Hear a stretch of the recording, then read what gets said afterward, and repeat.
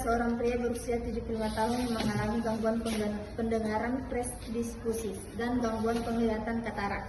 Selama beberapa tahun terakhir, ia mengalami kesulitan dalam mendengar percakapan normal dan melihat dengan jelas, terutama di lingkungan dan pencahayaan yang kurang. Kondisi ini menyebabkan kesulitan dalam berkomunikasi dengan keluarganya dan meningkatkan ketergantungan terhadap orang lain dalam menjalani aktivitas sehari-hari. Pak B tinggal bersama anak dan menantunya yang membantu memenuhi kebutuhan sehari-hari. Namun mereka mengalami kesulitan dalam berkomunikasi dengan Pak B dan khawatir tentang keselamatannya karena berisiko jatuh akibat penglihatan yang terbatas.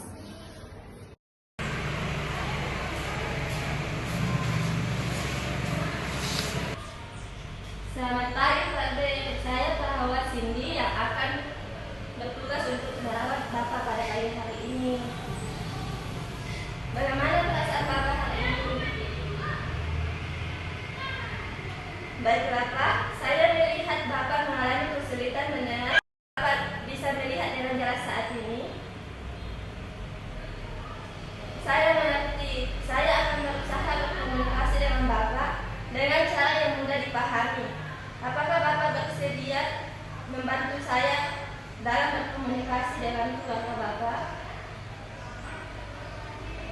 Baiklah Pak, kita akan membahas tentang cara berkomunikasi yang lebih efektif, serta bagaimana menjaga keselamatan Bapak di rumah.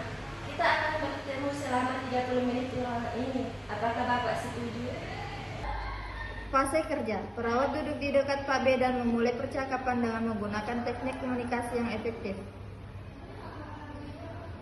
Perawat memperhatikan isyarat Pak B dan berusaha memahami maksudnya. Pak B, saya ingin bertanya tentang kesulitan yang Bapak alami dalam berkomunikasi dengan keluarga. Apa yang membuat Bapak merasa kesulitan?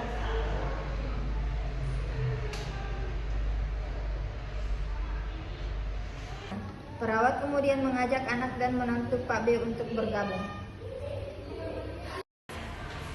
Pak A, Bu M, saya ingin mengajak Anda berkomunikasi dengan kami.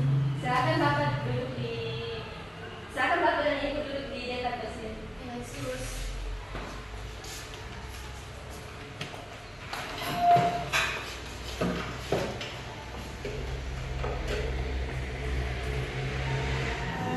Begini Sus, kami memang kesulitan berkomunikasi dengan ayah kami. Ya Sus, kami khawatir karena ayah sering tidak mendengar apa yang kami katakan. Saya mengerti. Mari kita coba beberapa cara untuk membantu Pak B dalam berkomunikasi. Pertama, saya ingin meminta Bapak dan Ibu untuk berbicara dengan jelas, perlahan, dan dengan nada yang lembut. Apakah Bapak dan Ibu bersedia? Tentu Sus, kami akan berusaha. Selain itu, kita juga bisa menggunakan dengan isyarat tangan, ekspresi wajah, dan gambar untuk membantu Pak B memahami pesan. Bapak dan Ibu juga bisa menuliskan informasi penting yang ingin disampaikan kepada Pak B. Wah, ide bagus tuh Sus. Ayo kita coba.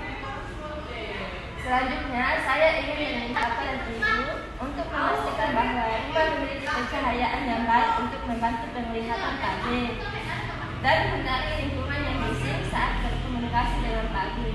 Kami akan memperhatikan hal itu. Terakhir, saya ingin mengingatkan Bapak dan Ibu untuk bersabar dan memahami kesulitan yang dialami Pak B dalam berkomunikasi. Jangan mudah untuk marah atau frustasi. Baik Sus, kami akan berusaha. Saya juga ingin menanyakan kepada Pak B, apakah Bapak memiliki alat bantu pendengaran? Jika ada, pastikan Bapak menggunakannya dengan baik. Baguslah Pak, alat pendengaran dapat membantu Bapak dalam mendengar dengan lebih baik. Pak A dan Bu M, saya juga ingin mengingatkan Bapak dan Ibu untuk memastikan bahwa rumah Pak B aman dan bebas dari rintangan untuk mengurangi risiko jatuh. Misalnya, hilangkan karpet yang licin dan pastikan jalan lebar dan terang. Kami akan memperhatikan hal itu Sus. Baiklah Pak, Bu, saya senang kita bisa berkomunikasi hari ini. Saya harap informasi yang saya berikan bermanfaat bagi Bapak dan Ibu dan keluarga. Apakah Bapak merasa lebih mudah berkomunikasi dengan keluarga setelah kita berdiskusi?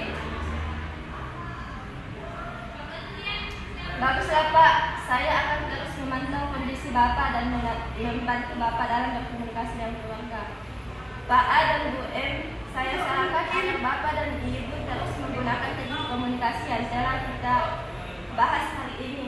Jika ada kesulitan, jangan ragu untuk menghubungi saya dan tenaga medis lainnya. Baik, Sus.